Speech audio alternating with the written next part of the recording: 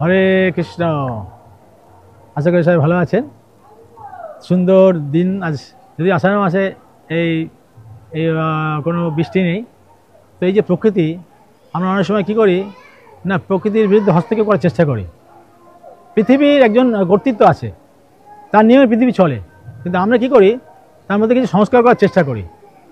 তো আমাদের সংস্কার করার কোনো প্রয়োজন নেই। ভক্তি সিদ্ধান্ত সরস্বতী ঠাকুর বলছেন যে পৃথিবী তার নিয়মেই চলছে, কেউ যদি সংস্কার করতে চায় তাহলে প্রথমে তাকেই সংস্কার করতে হবে, তার অন্তরকে। আমরা যদি সংস্কার করতে চাই, আমাদের প্রথমে আমাদের হৃদয়কে সংস্কার করতে হবে। হ্যাঁ, কেউ যদি মনে করে যে পৃথিবীর ভবিষ্যৎকে চেঞ্জ করবে, সেটা কখনো সম্ভব না। পৃথিবী তার ঠিক নিয়মেই চলবে।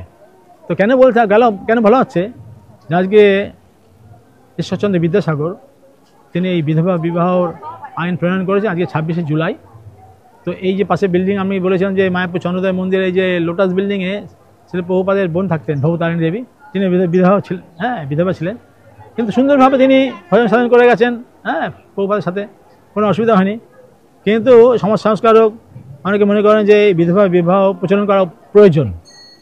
কিন্তু আপনারা জানেন যে জনপ্রিয় একজন ধর্মীয় নেতা স্বামী বিবেকানন্দ, তিনি যখন আমেরিকাতে ছিলেন, আমেরিকার ক্যালিফোর্নিয়ায় প্যাসিডোনিয়ায় তিনি এক ক্লাবে তিনি বলছেন যে এই বাল্য বিবাহ বা বিধবা বিবাহ যে এটা তিনি মেনে নেয়নি।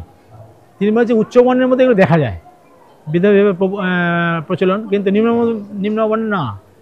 অনেক সংখ্যা আছে এই নারী, কিন্তু যারা সধবা যারা, তাদেরও অনেক সংখ্যা আছে। এখন আপনি কোনটাকে ধরবেন? যারা বিধবা অনেক সংখ্যা, তাদেরকে আপনি সাহায্য করবেন, না যারা অনেক সংখ্যা যারা বিবাহ হয়নি তাদেরকে সাহায্য করবেন? কোন নারীদের? বলছে ওদের তো একবার বিবাহ হয়ে গেছে, যাদের হয়নি তাদের চিন্তা করুন।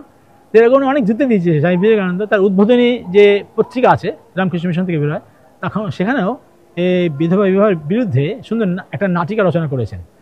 তো এই বঙ্কিমচন্দ্র চট্টোপাধ্যায়কে দেখি, তিনি তার উপন্যাসে তার একজন ব্যক্তি, তার স্ত্রীর নাম হচ্ছে সূর্যমুখী। হ্যাঁ, এবং তিনি কি করেছেন, তার স্ত্রী তো আছে, তার সত্ত্বেও আরেকটা বিধবা, তার নাম হচ্ছে সুনন্দিনী, তার প্রতি তিনি আকৃষ্ট। তো তার স্ত্রী বলছে এটা তো ঠিক না, তার স্ত্রী দুঃখ পাচ্ছেন। তো এই দ্বন্দ্বের মধ্যে স্ত্রী বেরিয়ে গেছেন ঘর থেকে। তো তৎকালীন যুগে ঘর থেকে বেরিয়ে যাওয়াটা খুব গর্হিত কাজ। কেন বেরোলেন না, যেহেতু তার স্বামী সে তার ওই বিধবার প্রতি আকৃষ্ট হয়েছে। তখন তিনি ধিক্কার জানাচ্ছেন যে এইটা কে প্রচলন করলেন? বিদ্যাসাগর প্রচলন করলেন। বিদ্যাসাগর কেমন মানুষ, কি পণ্ডিত না মূর্খ বুঝে পাচ্ছেন না, কোন পুস্তক রচনা করেছেন? তো আমরা দেখি যে বঙ্কিমচন্দ্র চট্টোপাধ্যায় উপন্যাসে সেখানে বিধবা বিবাহের তিনি একটু বিরোধে প্রকাশ করেছেন।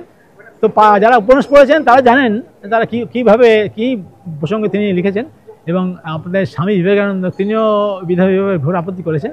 তো আজকে সেই দিন, আজ আমাদের এই বিধবা বিবাহের প্রচলন করেছেন স্বামী আমাদের বিদ্যাসাগর, ঈশ্বরচন্দ্র বিদ্যাসাগর। তো আমার শেষ বক্তব্য যে আমরা যদি সংস্কার করতে চাই, সেটা প্রভুপাদের গুরুদেব ভক্তি সিদ্ধান্ত সরস্বতী ঠাকুর বলছেন যে আমরা যদি সংস্কার করতে চাই, প্রথমে আমাদের হৃদয়ের সংস্কার করতে হবে।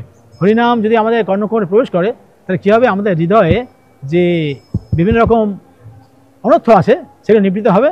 তখন আমাদের হৃদয় পরিষ্কার হবে, চিন্তাধারা পরিষ্কার হবে, আমরা তাহলে প্রকৃতপক্ষে সমাজের মঙ্গল করতে পারবো। হরে কৃষ্ণ, হরে বল।